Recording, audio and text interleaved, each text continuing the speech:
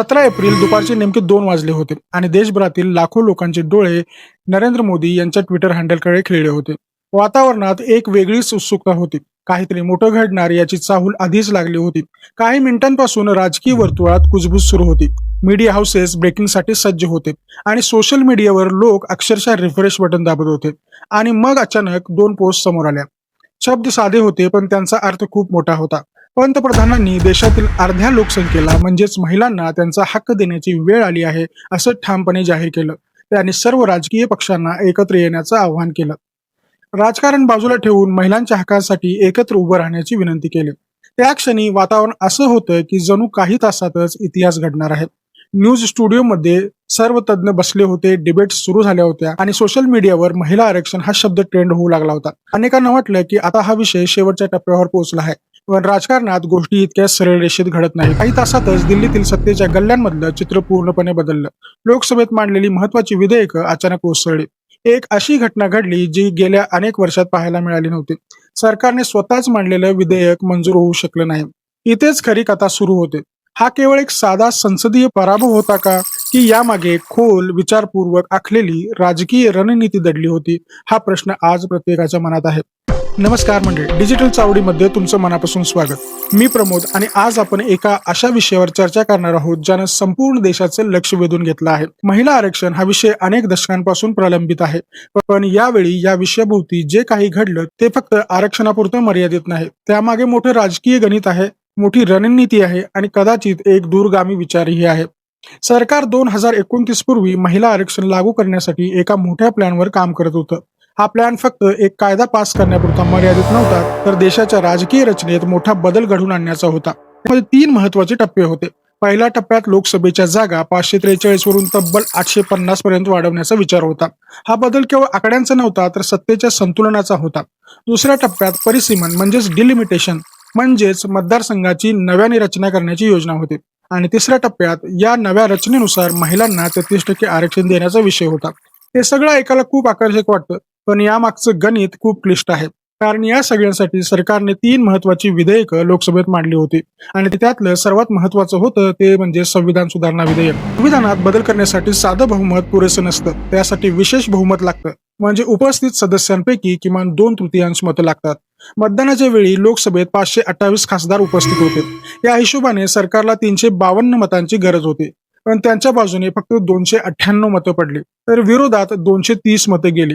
म्हणजेच सुरुवातीपासूनच सरकारकडे आवश्यक संख्याबळ नव्हतं आणि शेवटी विधेयक इथेच अपयशी ठरलं.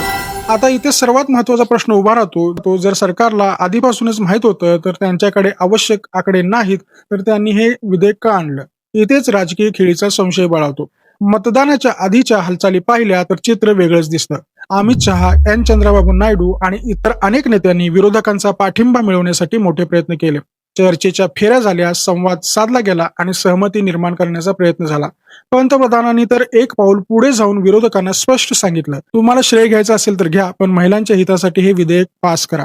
हे सगळं पाहता सरकार प्रामाणिकपणे प्रयत्न करतंय असं वाटतं, पण दुसऱ्या बाजूने विचार केला तर ही एक राजकीय रणनीतीही असू शकते. कारण आता सरकारकडे एक मजबूत संदेश आहे, आम्ही महिलांसाठी प्रयत्न केला पण विरोधकांनी अडथळा आणला. हा संदेश विशेषतः महिला मतदारांमध्ये प्रभावी ठरू शकतो.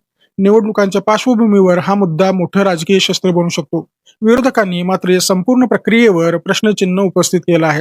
राहुल गांधी आणि मल्लिकार्जुन खरगे यांनी स्पष्ट केलं की त्यांचा विरोध महिला आरक्षणाला नाही, तर त्याला जोडलेल्या परिसीमन प्रक्रियेला आहे. त्यांच्या मते 2011च्या जनगणनेच्या आधारावर जर मतदारसंघाची पुनर्रचना झाली तर दक्षिण भारतातील राज्यांचं प्रतिनिधित्व कमी होईल आणि उत्तर भारतातील राज्यांचं प्रतिनिधित्व वाढेल.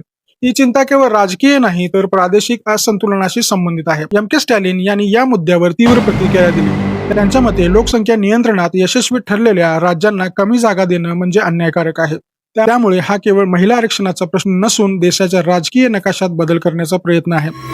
जर हे विधेयक पास झालं असतं तर त्याचे परिणाम खूप मोठे झाले असते. लोकसभेची ताकद प्रचंड वाढली असते. संयुक्त बैठकीत लोकसभेचं वर्चस्व अधिक वाढलं असतं. राष्ट्रपती निवडणुकीत लोकसभेच्या खासदारांचा प्रभाव अधिक झाला असता. त्याशिवाय मंत्रिमंडळाचा आकारही वाढला असता. सत्तेचं वितरण वेगवेगळ्या पातळीवर झालं असतं. म्हणजेच हा केवळ एक कायदा नव्हता, तर सत्तेच्या संपूर्ण रचनेत बदल घडवणारा निर्णय ठरला असता. आता सरकार पुढे जाण्यासाठीही काही पर्याय आहेत. ते या विधेयकात बदल करून पुन्हा मांडू शकतात, विरोधकांसोबत चर्चा करून सर्वपक्षीय सहमती निर्माण करू शकतात किंवा हा मुद्दा थेट निवडणुकीत घेऊन जाऊ शकतात आणि राजकीय फायदा मिळवण्याचा प्रयत्न करू शकतात.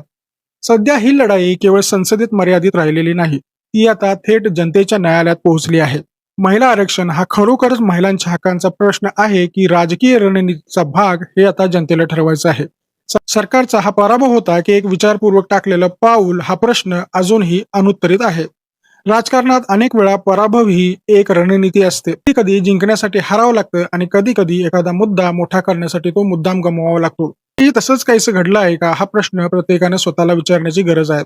कारण शेवटी निर्णय संसदेत नाही तर जनतेच्या मनात घेतला जातो आणि येणाऱ्या काळात महिला मतदार, प्रादेशिक संतुलन आणि राजकीय संदेश हे सगळं एकत्र येऊन कोणत्या दिशेने वळतात हे पाहणं खूप महत्वाचं ठरणार आहे.